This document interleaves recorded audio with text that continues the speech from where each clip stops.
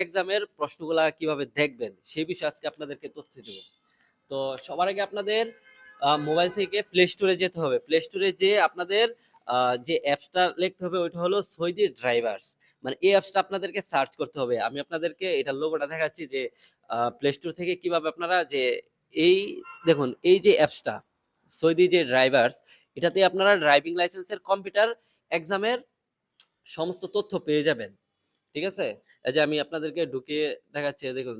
যদি আপনারা এটাতে ওপেন করেন তাহলে সর্বপ্রথম এই ইন্টারফেসটা আসবে। সবার উপরে যেটা আছে এটা হলো আপনাদের দেখুন সৌদি ড্রাইভিং টেস্ট সবার উপরে যেটা এই যে এটা। Saudi driving test. ঠিক আছে? এখানে ঢোকার পরে